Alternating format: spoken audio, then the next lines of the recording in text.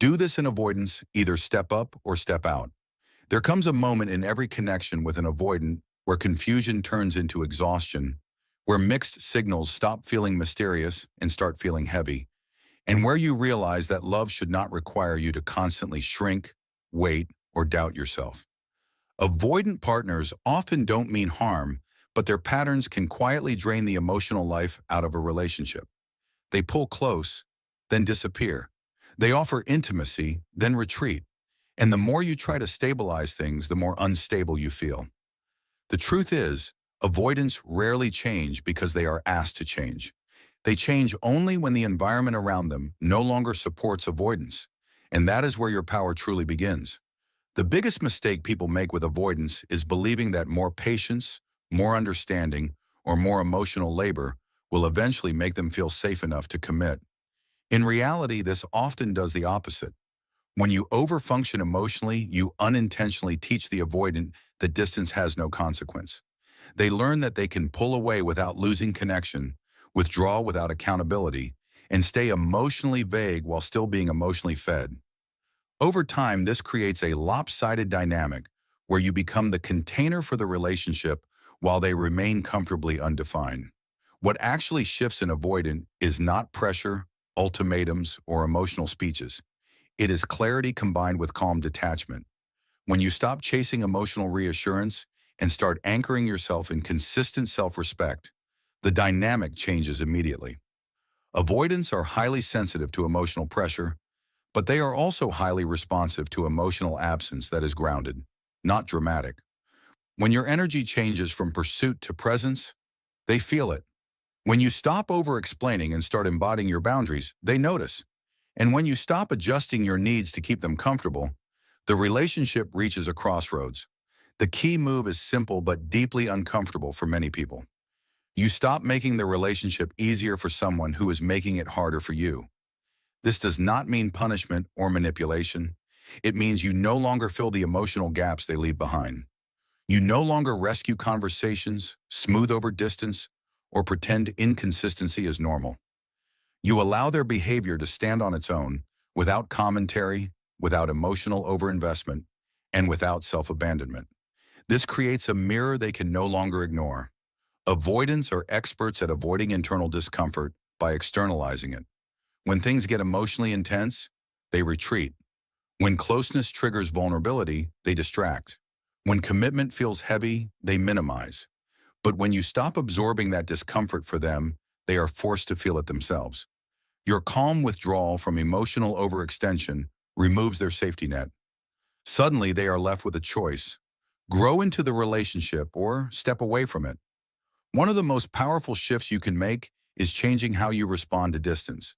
Instead of reacting with anxiety, questions, or emotional appeals, you respond with stability. You don't disappear in protest, but you don't chase either. You continue living fully, communicating clearly, and showing up consistently for yourself. This is deeply unsettling for an avoidant because it removes the illusion of control. They can no longer regulate the relationship through withdrawal because withdrawal no longer destabilizes you. This is where many avoidants either step up or step out. Those who are emotionally capable but fearful will feel the gap and move toward you. They will initiate more, communicate more clearly, and take responsibility for their role. Not because they were forced, but because they finally feel the risk of losing something real. Those who are deeply entrenched in avoidance will quietly fade, detach, or frame your stability as incompatibility. And while that can hurt, it is also clarity you could never get through effort alone. Another critical piece is how you communicate your needs.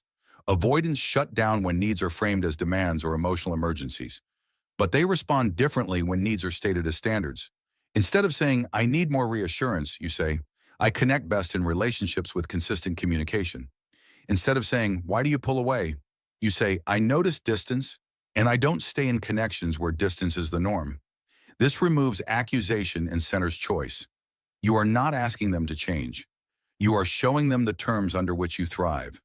This approach activates something important in avoidance: agency. Avoidants resist feeling controlled, but they respect choice. When you calmly present your standards and step back, you return the responsibility to them. They are no longer reacting to your emotions. They are responding to reality. And reality is either aligned with them or it isn't. It's also essential that your boundaries are real, not performative. Avoidance can sense when boundaries are threats rather than truths.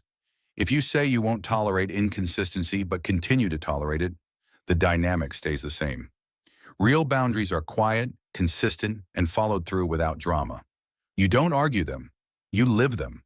And that consistency is what creates safety for secure people and discomfort for avoidant ones. Many people fear that stepping back will push the avoidant away permanently. And sometimes it does. But what it pushes away is not potential, it is incompatibility. If someone only stays when you are overgiving and emotionally accommodating, they are not attached to you, they are attached to the comfort you provide. Real connection requires mutual regulation, mutual effort, and mutual presence. Anything less is not intimacy, it is imbalance. When you stop over-investing, something else happens internally. Your nervous system begins to regulate. You stop scanning for signals. You stop interpreting silence. You stop measuring your worth by someone else's availability. This internal shift is often more powerful than any external outcome. Whether the avoidant steps up or steps out, you regain yourself. And that is the foundation of any healthy relationship.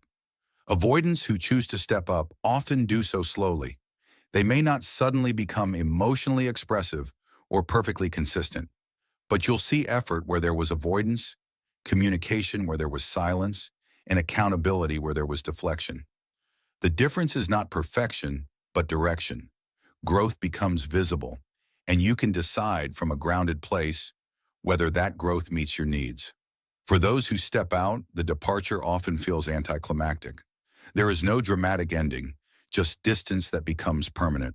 And while that can trigger grief, it also ends the cycle of hope and disappointment. You are no longer stuck in potential. You are free to meet someone who meets you. The deepest truth is this: avoidants do not need to be fixed. They need to be faced with reality. And reality is shaped by your standards, your self-respect, and your willingness to stop negotiating your emotional needs. When you do this, the relationship stops being about chasing security and starts being about alignment. So if you are tired of guessing, waiting, and wondering where you stand, stop trying to pull closeness out of someone who fears it. Instead, become steady in yourself. Become clear in your standards. Become unavailable for emotional inconsistency. And then watch what happens. Because at that point, avoidants only have two options left. They either step up into the connection or they step out of your life. And either way, you finally win.